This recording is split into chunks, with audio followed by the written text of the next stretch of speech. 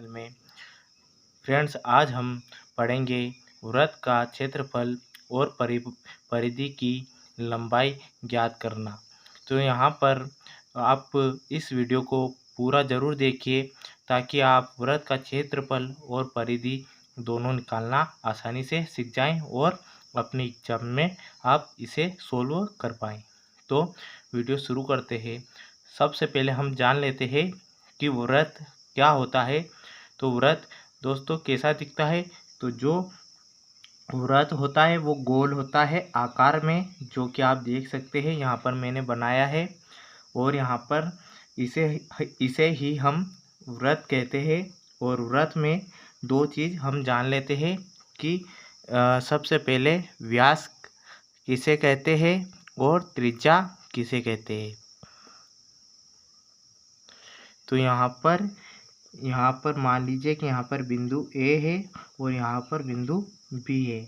तो बिंदु ए से लेकर बिंदु बी तक की लंबाई जो है वो व्यास कहलाती है। तो मतलब यहाँ से लाइन खींचकर यहाँ तक खींच देता हूँ ए से बी तक, तो ये व्यास होता है। और यहाँ पर मैं आपको समझा देता हूँ, ये एक वृत्त है।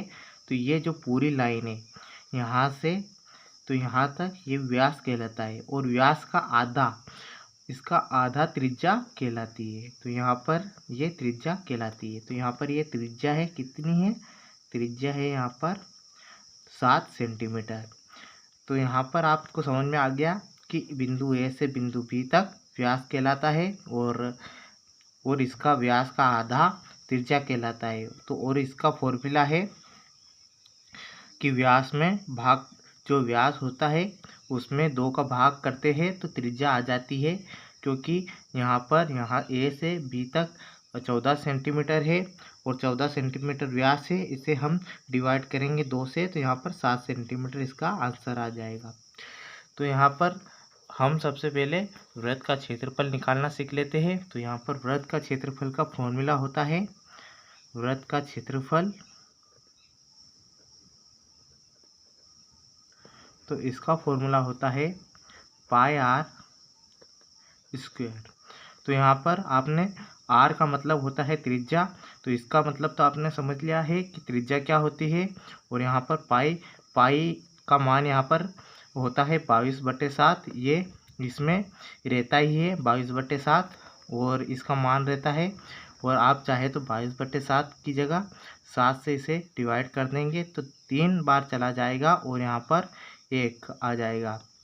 7 3 21 और 21 22 20 आ जाएगा, 7 दूनी 14। तो यहाँ पर इसकी जगह आप 3.2 भी लिख सकते हैं। तो हम यहाँ पर इसे अब भी 22/7 ही रखेंगे, इससे सोल्व करने में आसानी रहती है। तो आप भी 22/7 रख कर ही इसे सोल्व कीजिएगा। तो यहाँ पर पाई का मान रख लिया है और यहाँ पर हम गुणा करेंगे। और आर कितना है हमारा? आर है 7 सेंटीमीटर, तो हम 7 लिख लेंगे और स्क्वायर लिख देंगे और यहाँ पर इस तरह करेंगे। और यहाँ पर फिर से पाई का मान लिख लेंगे 22/7 और यहाँ पर ये स्क्वायर में है तो 7 को हम डबल बार लिख लेंगे। तो यहाँ पर मैंने 7 को डबल बार लिख लिया है। अब यहाँ पर हम 7 को 7 से काट देंगे तो यहाँ पर हमारे पास में एक 22 और एक 7 बच जाएगा। अब इन दोनों का आपस में गुणा कर लेंगे, 7 दूनी 14, 7 दूनी 14, 80 ले 1 था तो 15, यहाँ पर 154 इसका आंसर आ जाएगा। अभी क्षेत्रफल निकला नहीं है क्योंकि क्षेत्रफल हमेशा वर्ग में रहता है, स्क्वायर में रहता है। तो यहाँ पर देख लेते हैं, जो 7 है वो सेंटीमीटर में है, तो यहाँ पर सेंटीमीटर स्क्वायर हम यहाँ पर लिखेंगे। अब इसका क्षेत्रफल आ गया है, तो इसका क्षेत्रफल आया है यहाँ पर 154 सेंटीमीटर स्क्वायर।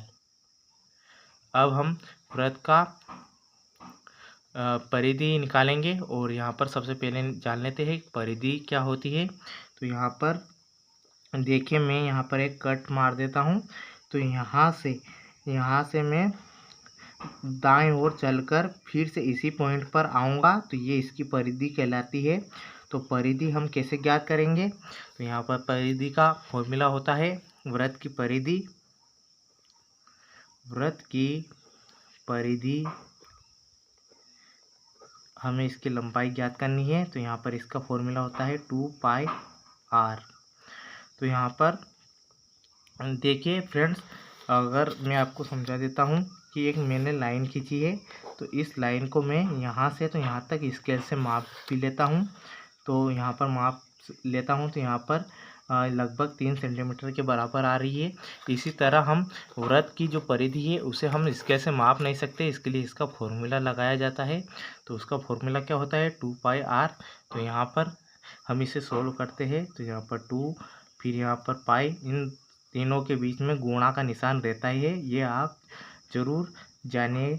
और यहाँ पर 22 इसका मान होता है 22/7, और यहाँ पर हम आर का मान लिख देंगे। आर हमारा 7 सेंटीमीटर था, तो इसे सोल्व कर लेते हैं। तो यहाँ पर 7 से 7 कट जाएगा और यहाँ पर इसकी परिधि निकल के आ जाएगी। 22 और 2 का हम गुणा करेंगे तो यहाँ पर 22 को 2 बार गुणा करेंगे तो यहाँ पर 44 आ जाएगा, और ये सेंटीमीटर में था तो इसकी परिधि आ गई है 44 सेंटीमीटर।